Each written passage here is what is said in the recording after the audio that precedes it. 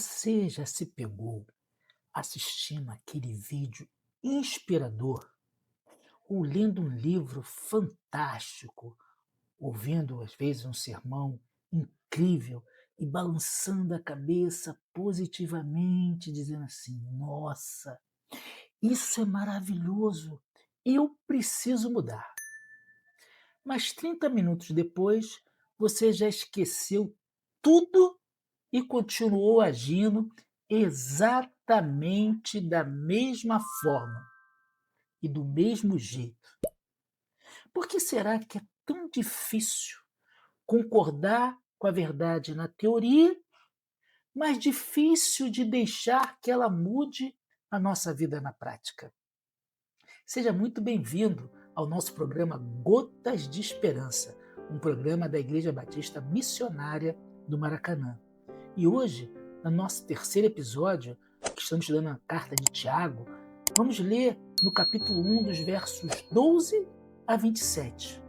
E o nosso tema de hoje, ele vai ser um confronto entre aquilo que nós ouvimos e atendemos no lado emocional e as nossas práticas reais. No bloco anterior, nós vimos como a fé é testada debaixo de pressão. Agora, Tiago vai nos mostrar que o teste não serve apenas para provar a resistência, mas para revelar que o que acreditamos desceu da nossa cabeça e entrou no nosso coração através das nossas ações. Ele começa desmistificando de onde vem o nosso maior inimigo nas crises. Se você olhar o texto do versículo 13 a 15, Tiago ele desconstrói uma desculpa muito comum.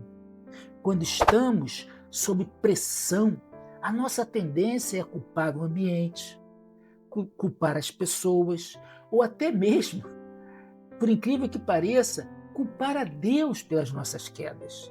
Mas Tiago é categórico.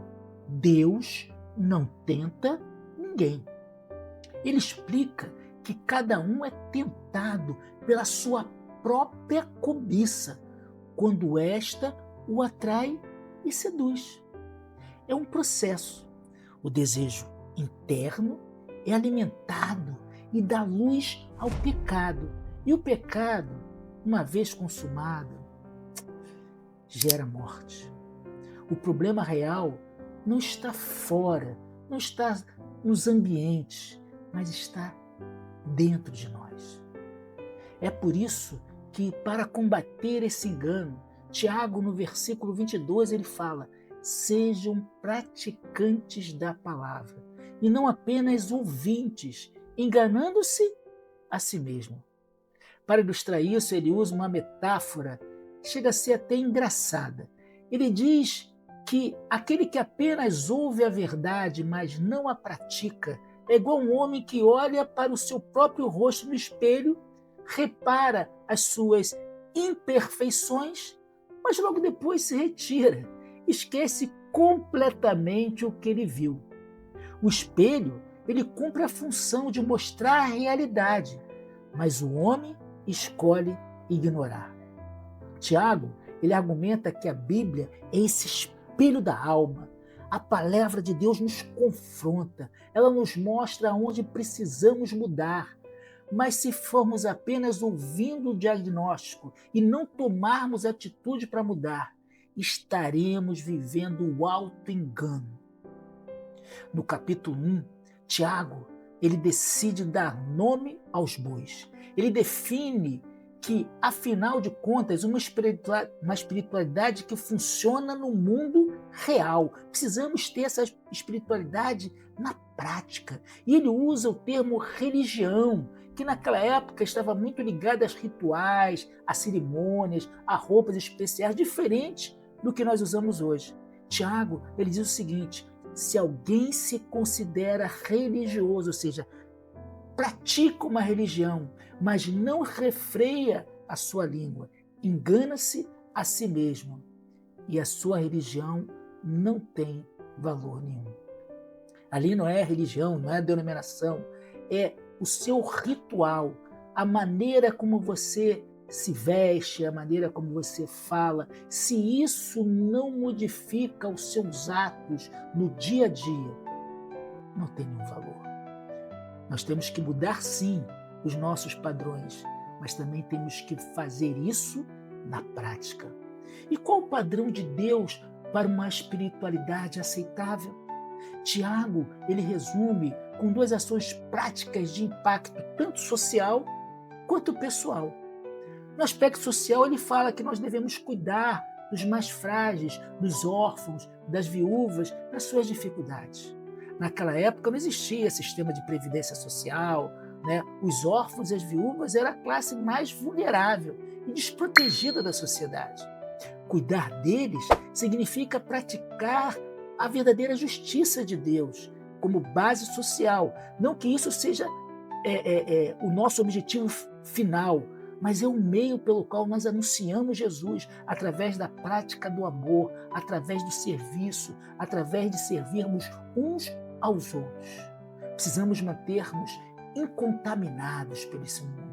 Ou seja, deixar de seguir os valores egoístas, gananciosos e individuais da cultura ao redor que tenta corromper o meu e o seu caráter. Trazendo essa palavra confrontadora, Tiago ele traz um desafio para nós essa semana. Você tem sido ouvinte que se emociona com a mensagem ou um praticante que muda o seu comportamento? O desafio para nós é que para sairmos do campo das intenções, é uma escolha e uma ação concreta. Mas preste atenção, não tente mudar tudo de uma só vez. Olhe no espelho, que é a palavra de Deus, e escolha uma atitude prática que você precisa mudar. Talvez seja pedir perdão a alguém, seja controlar as suas reações impulsivas, você vive respondendo, você não mede, você usa até aquele jargão, né? Eu sou crente, mas não sou bobo, pisou no meu calo. Não, calma. Controle os seus impulsos. Se permita ser dirigido pelo Espírito Santo de Deus. No lado social, olhe para o lado, olhe para a sua vizinhança, olhe para a sua faculdade, para o seu trabalho. Identifique quem são os órfãos ou a viúva que você está caminhando. Aquela pessoa que é vulnerável, isolada e que precisa de apoio prático, não só material, mas também espiritual. Precisa de uma palavra de conforto, uma palavra de confronto, sim, mas de conforto, sabendo que Deus ouve a todos nós. Estenda a mão de verdade a essas pessoas. Seja a mão de Deus para essas pessoas que vivem vulneráveis de tantas coisas. A palavra de Deus, ela não foi escrita para inflar o nosso intelecto com informação, mas para transformar os nossos pés no caminho da obediência. Muito obrigado por acompanhar esse nosso episódio 3. E no próximo episódio, vamos falar um pouco mais sobre o tema extremamente desconfortável. É o perigo do favoritismo. E como nós, muitas vezes, por incrível que pareça, na igreja, discriminamos as pessoas pela aparência de dentro e de fora da nossa comunidade. Às vezes nós distanciamos as pessoas pelo aquilo que ela aparenta ser. E não esqueça de curtir esse vídeo, se inscreva no nosso canal, faça um comentário e que o espelho da palavra de Deus, quero que você pense nisso, o que o espelho da palavra de Deus tem revelado para você ultimamente. Um grande abraço e até o nosso próximo episódio de Gotas de Esperança, um programa da Igreja Batista Missionária do Maracanã. Até lá!